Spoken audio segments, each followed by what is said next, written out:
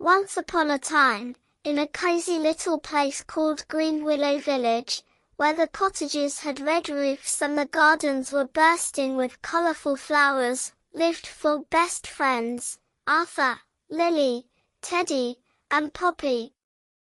It was a rather unusual day in Greenwillow. In the morning, grey clouds had covered the sky like a thick woolly blanket, and the rain had poured down. Pitter-patter. Pitter-patter. Arthur and Lily were sitting by the window, watching the raindrops race down the glass. "My raindrop is winning," said Arthur. "No, look. Mine is faster," giggled Lily. After a while, the sound of the rain changed.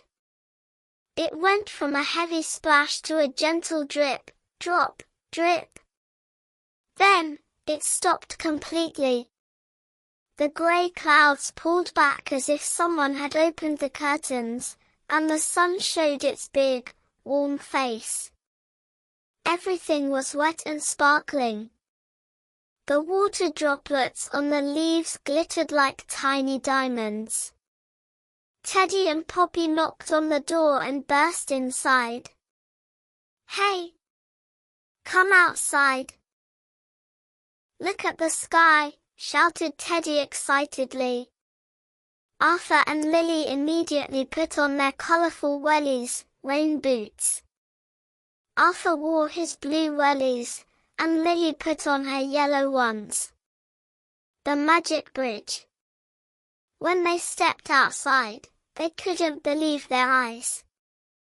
Right behind the village, on top of the big grassy hill known as Primrose Hill, the biggest, brightest, and most vivid rainbow they had ever seen had landed. But this wasn't an ordinary rainbow. Usually, rainbows are far away and disappear when you get close. But this rainbow was touching the ground. It looked like a giant bridge made of red, orange, yellow, green, blue, indigo, and violet, starting from the top of the hill and landing right in the middle of the village green. "Gosh!" whispered Poppy. "It looks like we could touch it." Arthur, being the bravest, said, "Let's go and have a closer look." The four friends ran towards the hill, their wellies making squelch, squelch noises on the wet grass. When they reached the spot where the rainbow started, they noticed the air smelled as sweet as a sweet shop. The climb begins. The bottom of the rainbow was hovering just a little bit off the ground. Lily reached out and touched the red color. "Amazing," she said. "It's neither hot nor cold. It's soft, like a pillow made of light." Teddy said, "I think we can climb it." Arthur climbed up first. The rainbow was surprisingly solid but bouncy under his feet. Then Lily, Teddy, and Poppy followed him. They started walking up. As they walked, the colors beneath their feet sparkled.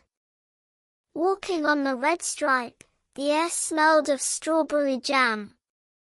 Walking on the orange stripe, it smelled of fresh marmalade. The yellow stripe felt like warm lemon sherbet. As they went higher, Greenwillow Village looked tiny below them. The houses looked like toy boxes, and the cars looked like little beetles. A flock of birds flew past.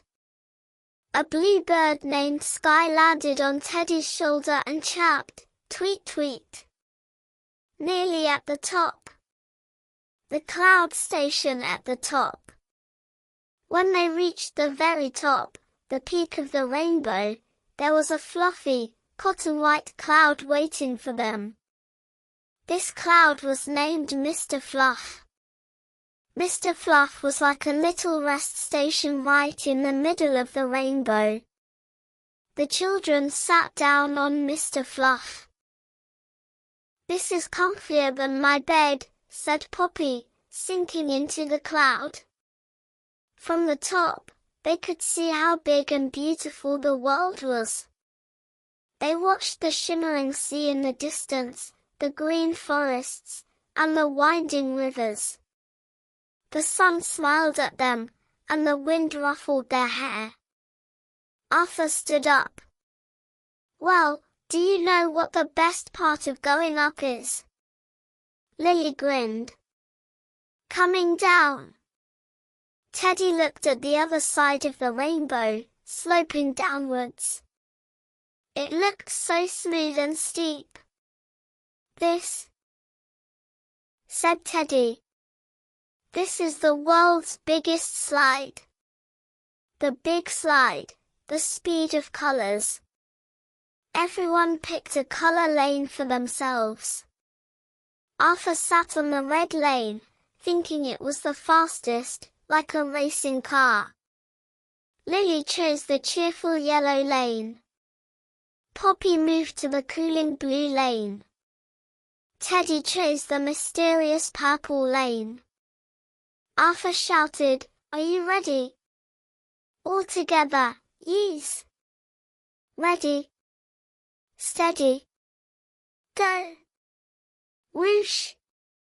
They let themselves go. The wind whistled in their ears. They were sliding so fast that butterflies fluttered in their tummies. Lily threw her hands in the air. "I'm flying." Sliding down the yellow lane, she felt like she was swimming in sunshine. Arthur was zooming down the red lane. Vroom! Poppy felt cool water droplets splashing her face on the blue lane, like sliding down a waterfall. And Teddy glided down the purple lane, feeling as soft as velvet. The rainbow twisted and turned, sometimes going up a little and then dipping down again. It was much more fun than a roller coaster because there were no seat belts, just magical light holding them safe. Halfway down, the rainbow did a loop-the-loop. The children went upside down, but they weren't scared at all because the rainbow held them tight. "Yippee!" shouted Teddy. The soft landing. They were nearing the end of the slide. Below, the big grassy area of the village green was getting closer. But they weren't going to crash. Where the rainbow ended, thousands of tiny, shimmering bubbles had formed on the grass. One last zoom, zoom, and plop, bounce, splat. They all landed together into the pile of soft, soapy bubbles. As the bubbles popped, glitter scattered everywhere. Nobody was hurt. In fact, their tummies hurt from laughing so much. Arthur stood up, shaking bubbles off his hair. "That was the most brilliant thing I have ever done." Poppy asked, "Can we do it again?"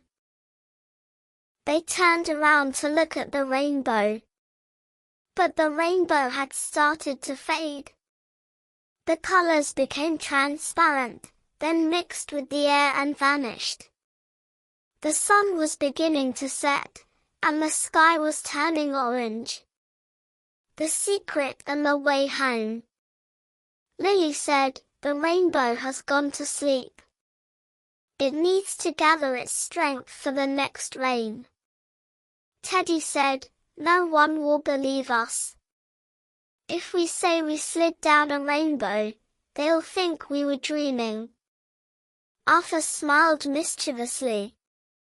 "Let this be our secret." The Rainbow Sliders Club. The four friends put their hands on top of each other and made a promise. As it started to get dark, they walked home. Their wellies were muddy, their hair was messy from the wind, but they had huge smiles on their faces. That night, when Arthur, Lily, Teddy, and Poppy lay in their beds, they closed their eyes. And in their dreams, they saw themselves sliding again on those colourful lights, racing with the wind. Do you know what? Maybe one day, if you look very carefully after it rains, you might see a rainbow touching the ground. And if you do, you know what to do. Run and start sliding. The end.